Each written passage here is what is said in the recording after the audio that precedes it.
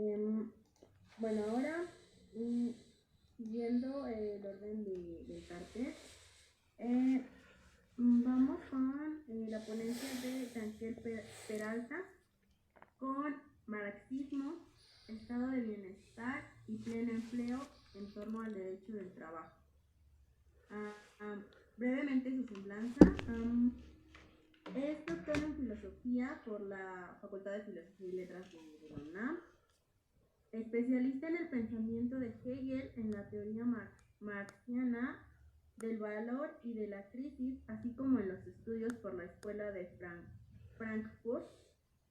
Ha dirigido seminarios de estudio extracurriculares de la ciencia de la lógica de Hegel, así como de los 3 libros de El Capital de Marx.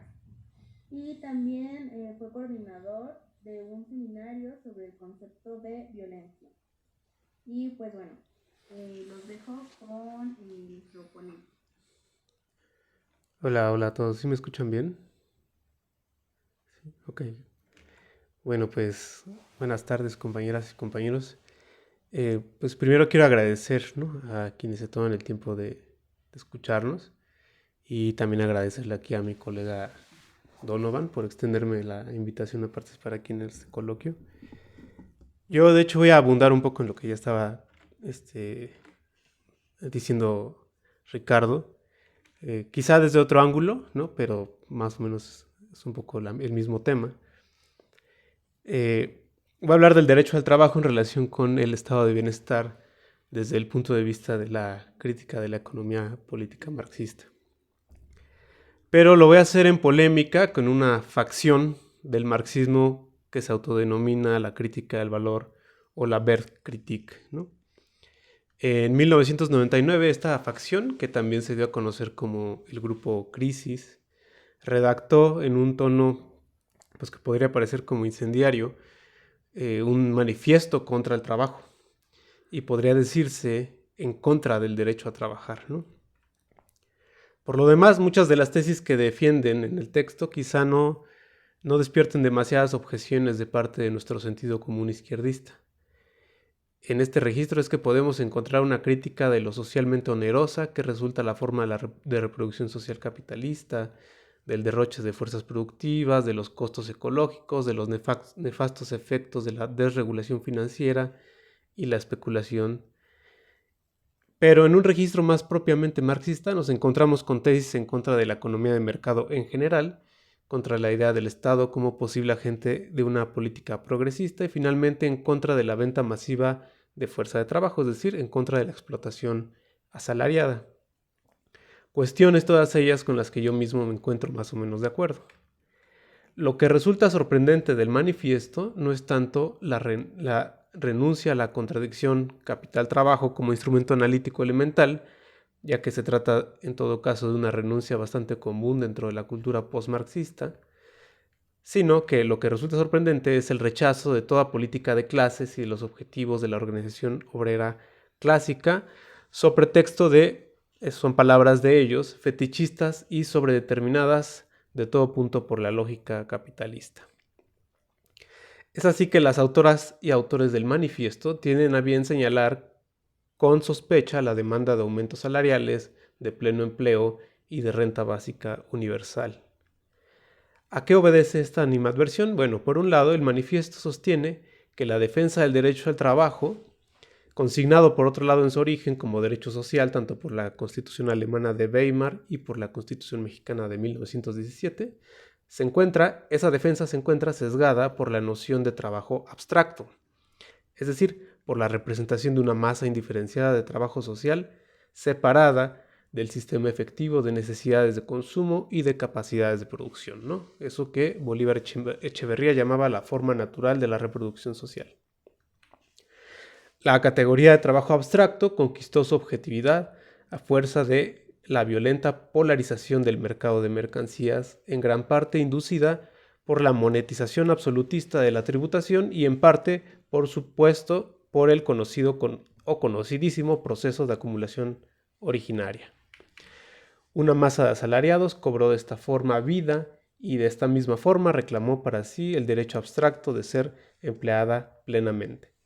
Pero este derecho objetan las autoras y los autores del manifiesto, es concomitante a la espuria voluntad capitalista de esquilmar sin medida y sin planificación alguna todo el planeta Tierra. Por otro lado, y esta es quizá una de las tesis más idiosincrásicas de la Wertkritik, la masa de trabajo social abstracto es una magnitud ciertamente inmanente a la producción capitalista, pero también es una masa cuya existencia está condicionada por su disminución, en términos absolutos.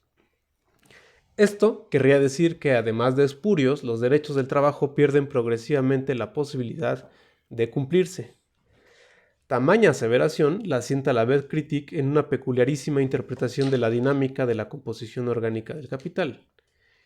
Según la entiende sobre todo Robert Kurz, quien fue la cabeza intelectual del grupo Crisis, la tendencia, entre comillas, natural en el adelanto de capital es que la inversión se desembolse cada vez en mayor medida en medios de producción y en detrimento de la magnitud absoluta de trabajo humano requerido.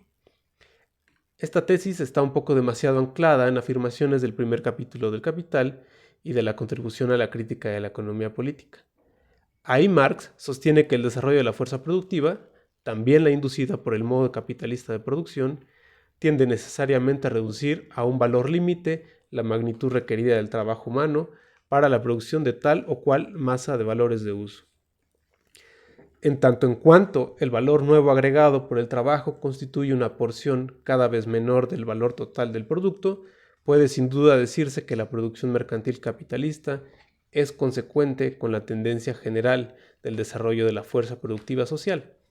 Como veremos, no obstante, esta afirmación, que puede en cierto registro ser cierta, tergiversa el planteamiento específico de la crítica de la economía política y nutre, por otra parte, las versiones más burdamente tecnicistas del marxismo.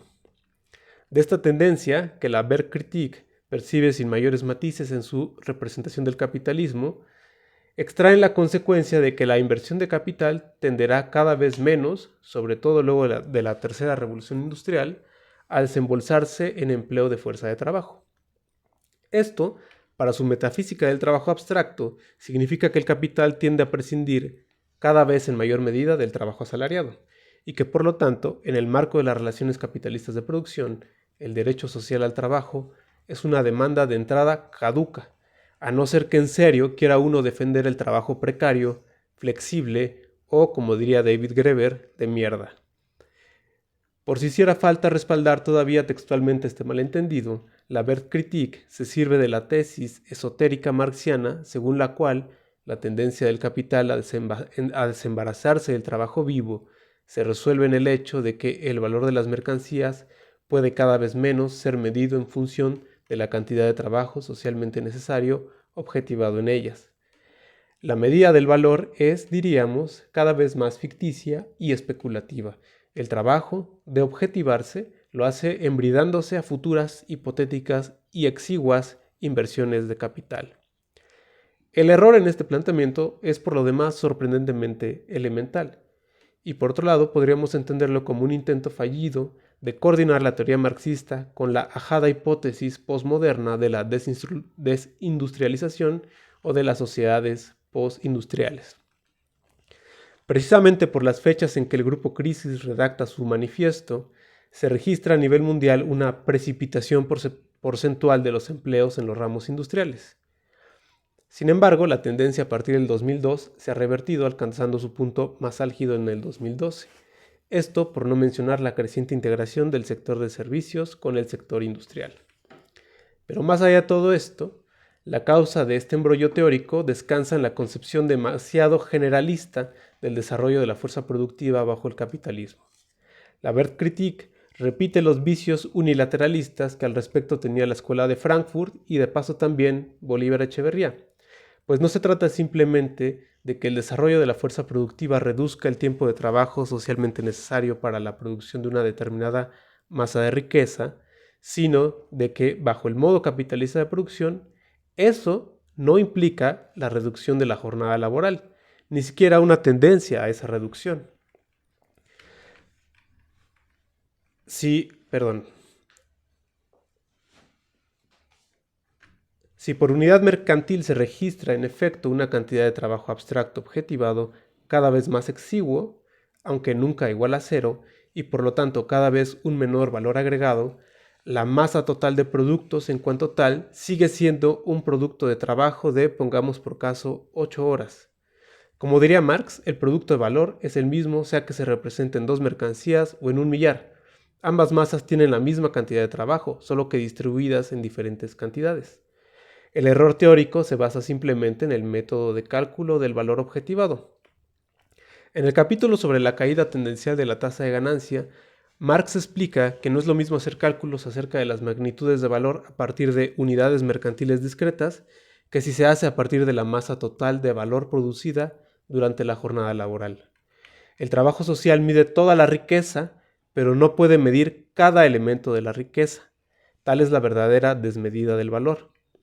Sin embargo, la incompatibilidad más grande entre la Wertkritik y la teoría marxiana es la explicación lineal o no cíclica de la crisis capitalista por parte del grupo crisis.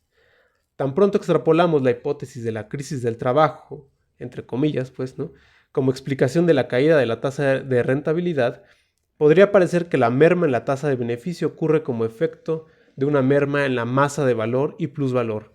No por otra cosa, la teoría del grupo crisis también se conoce como crisis del valor. Marx explicaba, en cambio, que el mayor desembolso en capital constante implicaba ciertamente un menor desembolso en capital variable, en trabajo, como según dice la metafísica de la Wertkritik.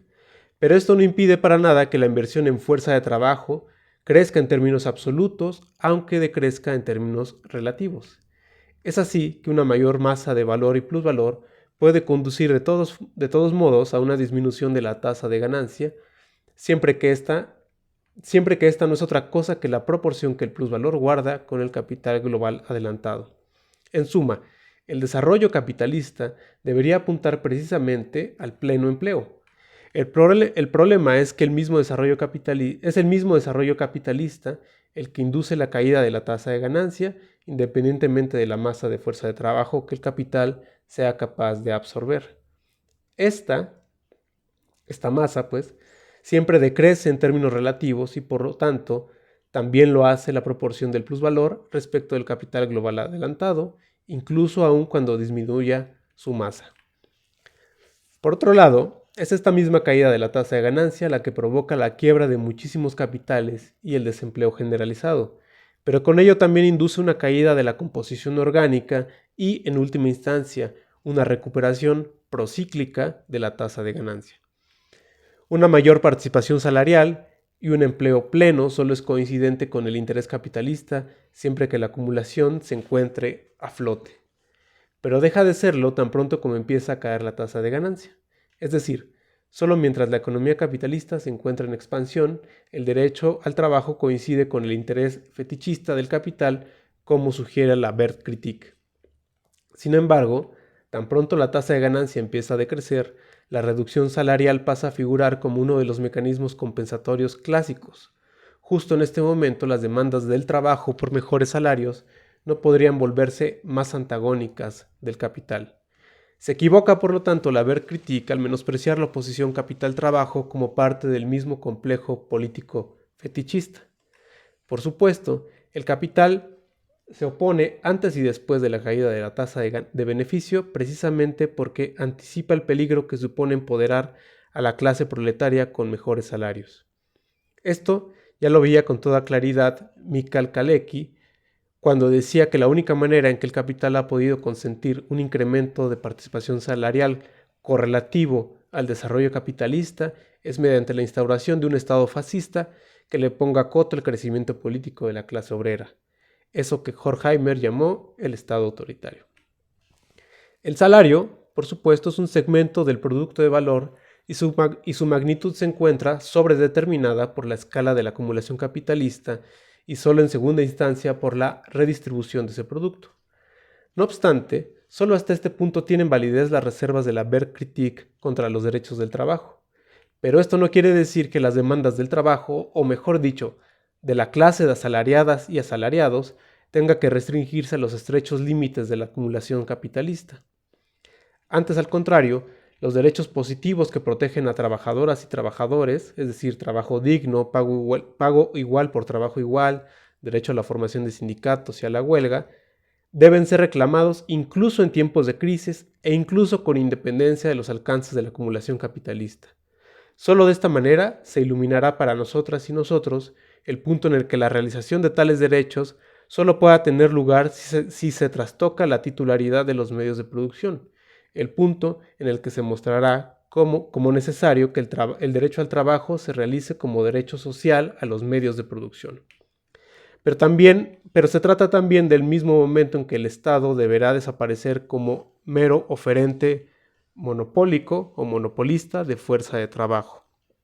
Así, contra la Werkkritik, sostenemos que ni el capital ni la clase asalariada pueden llevar a cabo la reducción absoluta del tiempo de trabajo social sin antes haber atropellado los aberrantes derechos de propiedad del capital.